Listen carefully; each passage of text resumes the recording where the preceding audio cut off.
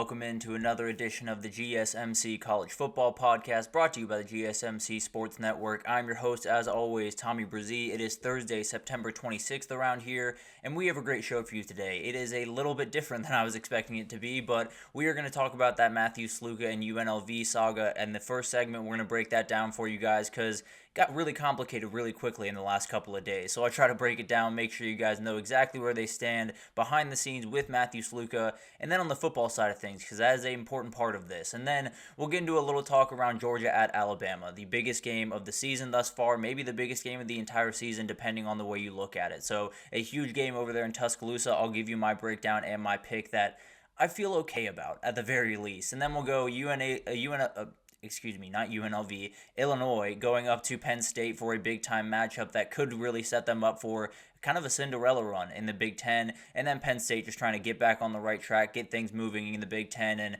set themselves up for a lot of success this season. Then we'll do a little bit of a whip around, get to all of the other top 25 teams, well, not all the other, but the other main ones that I want to talk about, and definitely want to cover one that maybe you guys aren't expecting in that segment. Then we'll get to my hot takes for this upcoming week, including, I think we're going to get a lot of points down there in Baton Rouge, Louisiana this upcoming weekend. But before we jump in, I do want to remind you all we get tons of questions and comments throughout the show, and the best way for you all to get your question on the screen, we can have a fun back and forth here, is to use that super chat at the bottom of the chat on the Sports Network page. You can click that $, add any question, comment you'd like. It'll pop up on the screen, and we can have a fun back and forth here. Sometimes the chat goes just a little bit quickly, so that can be a little bit easier. Also, the gsmcpodcast.net page is still up and working if that's a little bit easier for you and does the exact same thing. But let's go ahead and jump into this craziness, because the last couple of days on Twitter, all over college football media, have been a little bit all over the place, and it's all around this one guy over there at UNLV, which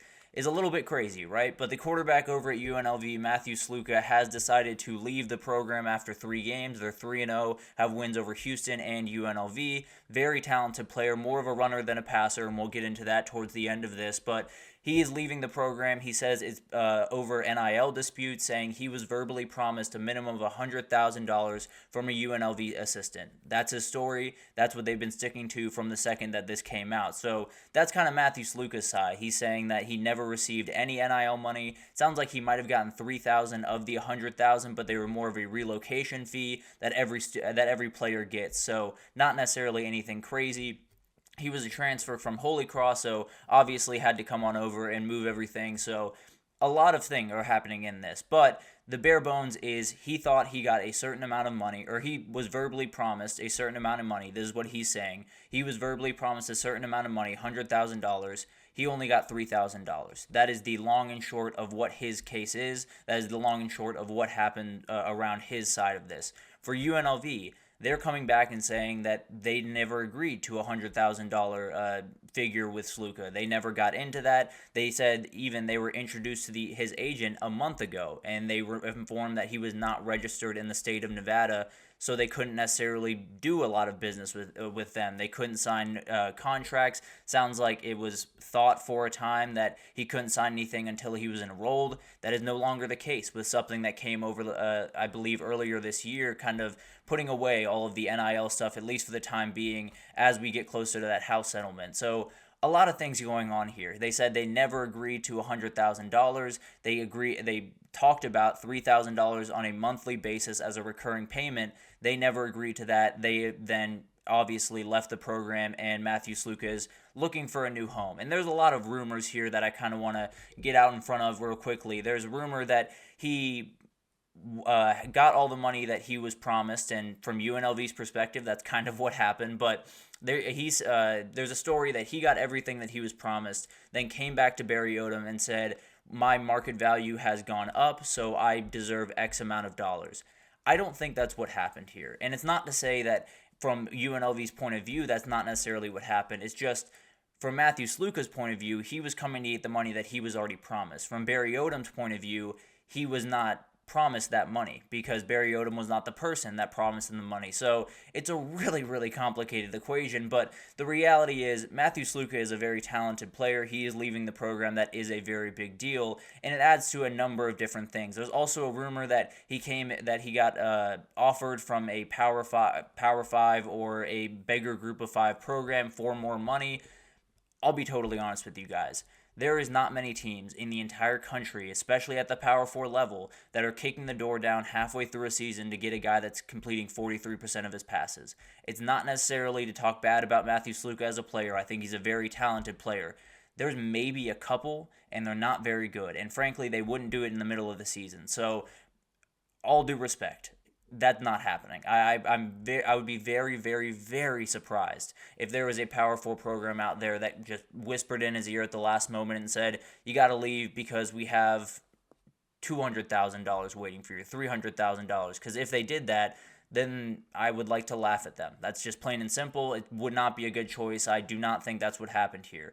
Maybe it is, and maybe we'll find that out in time. But as of right now, I have no real reason to believe that another program is in on this in any way. So truly, there's not a lot of things I can say with a ton of confidence right now. The truth in this is very, very shrouded. There's so many different stories, a lot of he said, going back and forth. It's craziness. But here's what I can say without any hesitation in my voice, without anything behind this by any means.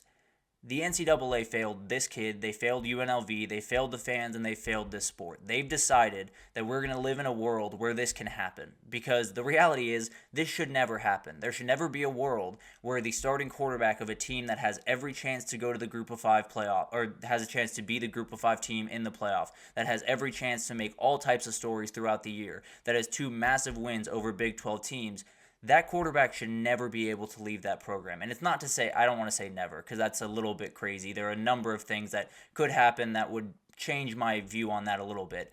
It shouldn't happen for this reason. Period. End of story. It should never happen because a quarterback was promised something in verbally that was not put down on paper, that was not fulfilled for him. That should never happen. It never should have happened in the first place. And frankly, it didn't have to happen. That's the thing that makes me so mad, is it did not have to happen. The NCAA could have done this about 10, 15 years ago and started setting up this system, this formula in a very, very concise way. They decided not to. And they decided not to plainly because they're being lazy. There's no other reason. It's because they don't care about these kids. They don't really care about the sport. And they just care about turning that almighty dollar, just getting as much of that as they possibly can. And if they can do that, then they've done their job.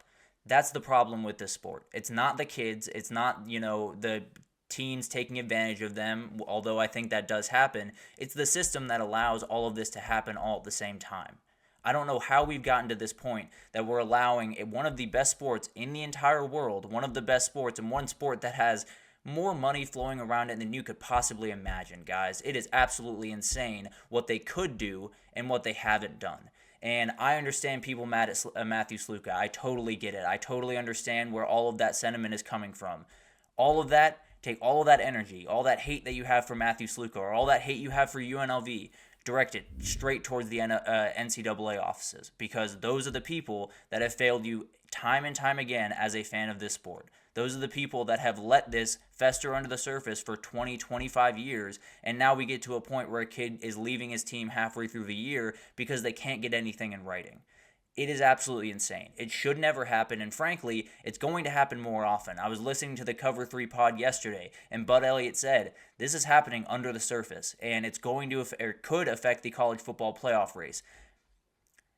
This can't be the case in college football. We can't be halfway through a season that is supposed to be special, that's supposed to be incredible, that's supposed to have an incredible postseason and do all of these incredible things for so many different teams around the country, and then be talking about this 3 weeks into the season. That cannot happen. That cannot be the way that we go about our sport going forward. And if it is, then it's going to burn. Plain and simple. You're going to lose fans left and right. You're going to have players and teams and the entire system be taken advantage of, and then you're going to watch this entire sport that is incredible, that has every ability to be one of the greatest sports on planet Earth, and frankly already is, even with all of this craziness. You're going to see it slowly deteriorate. You're going to see it slowly go away, and then you're going to see a lot of kids come for their money. And then the NCAA is going to have to pay, and frankly, we're going to have to pay in a number of different ways, through TV deals, through media, everything is going to come back to us. I can promise you that. That is the way this sport works. That's the way the people that run this sport work. So be mad at whoever you want. You're more than welcome to be mad at Matthew Sluka. You're more than welcome to be mad at UNLV. I'm a little bit mad at UNLV. I'll be totally honest with you. I think there's going to be negative recruiting around this, and there probably should be. Whoever it was, I don't really care who it was that said it was going to be $100,000 and then it wasn't. I just think that should matter. Maybe, I understand it necessarily doesn't. When you come down to actually pay the bills and you actually have to give them that money, a lot of things change. I totally understand that. I think if you tell a kid something to get him to commit to your school, or at least as a reason to commit to your school, you should come through with that. Period. End of story. So this is going to be negative recruiting against Barry Odom. It's going to be against Brennan Marion because he was the primary recruiter here. I'm not sure that he was the person that said this by any means, but he is going to get a big time job, and you better believe that there's going to be coaches talking about this with other recruits. So where do they go from here is the big time question, because I think one of the things that everyone kind of came into was when this news came out, it was he's quitting on his team, he's leaving everyone behind, he's doing a horrifying thing, he's a terrible person. He's not. I totally understand where he's coming from. If he was promised a certain amount of money and he is not getting that a certain amount of money, I would not play either, plain and simple. And the people saying it's all about the NFL money, this kid is not going to the NFL. NIL money is life-changing money. We can act like it's not all we want. It is life-changing money. I am a 23-year-old kid. He is a 23-year-old kid. $100,000 is life-changing money. Period. End of story. So if I'm not getting that money, I'm walking out the door all the same. And frankly, it's kind of like the Jaden Rashada situation. I'm kind of happy he did it. Because at some point, someone needs to say something. At some point, a kid needs to stand up and say, this entire system that we are trying to navigate as 18-year-old kids is broken every which way from Sunday. And there's a number of different ways to talk about this, because we can talk about his agent that was not registered in the state and frankly seemed like he didn't really know what was going on. So you got to find new representation, kid. You just have to. I don't know where you go forward, but the reality is wherever you go forward, find a new agency to work with in your future in sports, whatever that looks like, because this is not a group you should be with. All due respect to Equity Sports, all due respect to Marcus Cromartie, they did not do well with this kid. They gave him bad advice pretty much every which way from Tuesday. There were reports that he might have had better offers on the table. If that was the case, and you take the offer that's written, plain and simple. Even I know that. So there's a number of things here. The reality is, get rid of the agent and then move forward. Also, Michael Allen left the program yesterday. That has to do with playing time. It is upsetting that he's leaving 3 games into the season. I don't love that by any means, I'll be honest with you. But the reality is that has nothing to do with NIL. It doesn't sound like UNLV has an NIL problem. It just sounds like there was a miscommunication here. That's really the end-all be-all here. More than anything else, blame the NCAA. They're doing exactly what they've been doing for the last 25 years. They're leaving these kids behind. They're deciding that the sport is less important than their money, and that's the end-all be-all. So you want to be mad at Matthew Sluka, you're more than welcome to. You want to say that he quit on his teammates, I don't love that. He's a 23-year-old kid. $100,000 is life-changing money, and if you're not getting paid, then I would walk out the door as well. You can say all you want about his teammates and how he's quitting on them, and I don't love that this is happening. I'm not saying that by any means. What I am saying is if I was in his shoes, I'd make the same exact decision, and a lot of people that are calling him a quitter right now would as well. So that's all I'm going to say on that. Also, getting to the football side of this, because believe it or not, they have a football game this Saturday, and they are still a team that very much is looking at the CFP as a real opportunity. We will talk about the Matthew Sluka stuff. We will get into all of it. More than anything else, I'll leave it at this for the time being. The NCAA is your problem. It's not Matthew Sluka. It's not UNLV, because it is happening all over the country. It's the NCAA that set up the system where all of this can happen in the middle of a season.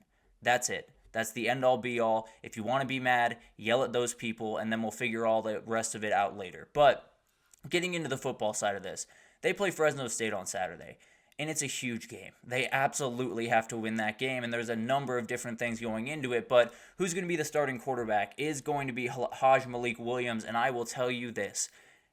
This team does not change with him as quarterback. At least the ability of what they can do, how they're going to go about it, is going to change quite a bit. He is a better passer than what Matthew Sluka is. I hope he is with 43% completion. I very much hope the next guy is a better passer. But he is a better passer than he is. They're going to pass the ball more. That is going to be one of the big changes you see with UNLV. And guess what? It sounds like his teammates are very, very happy about that reality, especially that guy. Ricky White is the best player on this team, and he has not been a factor this year. They are 3-0 without Ricky White, and frankly, they're 3-0 not because of Matthew Sluka. Just plain and simple, I think Matthew Sluka is a very good player. They could be 3-0 if Haj Malik Williams started those last 3 games. I'm just telling you, plain and simple. Also, the players love it. if you saw Twitter yesterday, if you watched any of the people come out, including Ricky White and a number of other captains on this team, they love it. They're very excited to have him as their quarterback, and they're ready to move forward without Matthew Sluka on this team. And frankly, the funny part about all of this, if he was important to what I don't want to say that. He is very important to what UNLV do. If he was the reason that UNLV was 3-0, if he was carrying them on his back and doing everything for that team, that money would have been in his pocket yesterday. I promise you that. He would have gotten more than $100,000 because it's not like UNLV can't give him that money. They're just not going to because they know the guy behind them can absolutely win them football games and get them exactly where they want to go. So overall, in summation, this is a joke. The fact that we're talking about Matthew Sluka and UNLV in any other context other than what they can do this season and what they can do in possibly the playoff is absolutely ridiculous. And it's not Matthew Sluka's fault. It's not UNLV's fault, although I know there's plenty of blame to go around in both of those areas. It's not either of their faults. It's the NCAA that set up a system where in the middle of a season, we can watch a kid walk out of a very talented team, and now we're talking about NIL. Now we're talking about kids opting out. Now we're talking about all this stuff that has nothing to do with football. So I'm going to take my first break here, and I'm going to get back with one of the best games of the season, one of the best games of the week. We're going to talk about Georgia and Alabama. We're going to get past all of this. I promise you we will cover everything that you need to know around this. But as of right now, I'm a little sick hearing about it. I'll be totally honest with you. So let's talk about Georgia and Alabama right after this break, so stick with us.